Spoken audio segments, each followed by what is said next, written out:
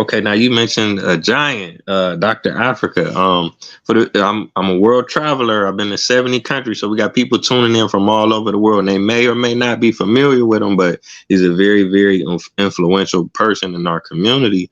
Can you talk about the work that you did with him in the past, and how did you even meet him? What was your relationship? Well, Dr. Africa is my late husband, and I met Dr. Africa so many years back. Well, how I met Dr. Africa, I wanted to become a holistic practitioner, and I was referred to him. And I lived in Akron, Ohio. It was snowing like crazy in February, and he was in Pittsburgh, Pennsylvania, which if you're from this area, you know that's kind of like right next door. And so when I called him and I told him I wanted to take the class, he said, "You know what? The class is tomorrow. Can you get here?" And I said, "Yes." And I was already a couple classes behind. So I went there at 6 o'clock in the morning. I slept in my car because I left at 11 p.m. And you know, Pittsburgh's not that far. So I stayed in the parking lot and I waited, and he taught me what I had missed in the class, but he saw that I was a little bit advanced because that's all I ever looked at was Dr. Africa materials. And I was already kind of like in the field of holistic medicine. And so we met from there, and he took an interest in me. And then from there, we traveled all over the country, and we started teaching, and he groomed me very well, you know, in how to think holistically, what that meant.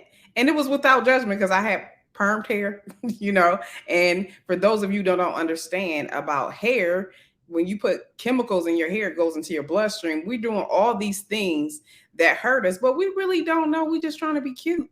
You know, we're just trying to keep our hair tame. So when I went through, I call it a boot camp. I went through a Dr. Africa boot camp. And so he didn't, you know, ostracize me about it, but he explained it to me. And so then I started to become more in tune with myself. And that's part of being holistic, knowing who you are, being comfortable with that, caring about yourself, pouring into yourself and saying, you know what, this body belongs to me. It don't belong to anybody else. And I want to feed this body the best I can so I can get the best out of it. So it was really shaping my thought process.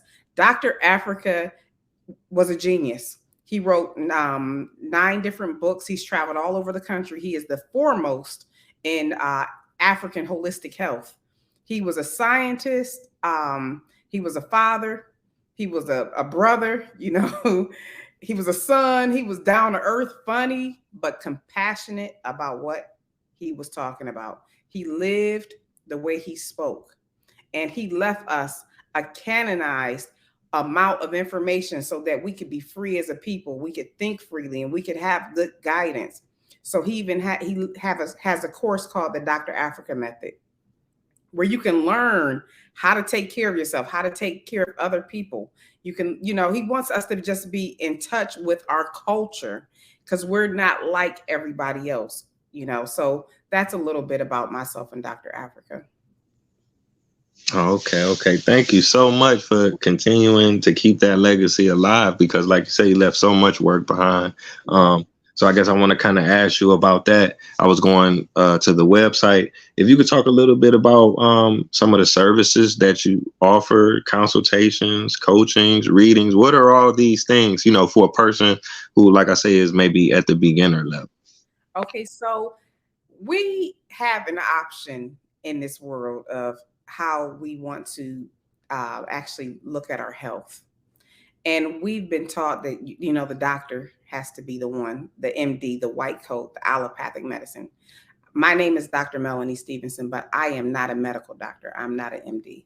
I'm a naturopath. I try to teach you how to eat right to heal the body, how to take the correct supplementation to heal the body, how to get rid of trauma to heal the body. So I do readings, and it's called spiritual diagnosing and healing. And we've been taught that anything that's spiritual is negative or is voodoo. It is not. It is from God. Just you have this ornate feeling on the inside. I know I shouldn't be doing this. Some of us listen to that voice, some of us do not. And so I teach people not only how to hear that voice, but how to recognize when other people are maybe needing a little bit of assistance in self-awareness. So when you have a consultation done by me, I don't want you to tell me anything.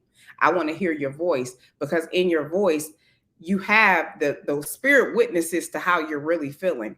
We are so disconnected to each other. When we say, how you doing? We really don't care. If you say I'm not doing well, you on to the next thing. But when you're taught how to care about how somebody is feeling, then and only then when you can say, you know what's going on? I hear a little stress in your voice. What are you worried about? And for me, I can be a little bit more specific. I can pretty much tell you where I feel the stress is coming from. So it just teaches you not only to be connected to yourself, but to be connected to the ancestors and the Almighty, the creator of all, the sun, the moon, the stars. We are a connection to that. But because we have so much outside interference, we have tuned it out. We all have the ability to be able to tap in. So not only do I teach people to tap in, if you don't want to learn how to tap in, if you want to come and have a service done where you just want to relax and figure out where your health is at, I help holistically do that through our nutritional counselor, our spiritual diagnosis, and then through our classes.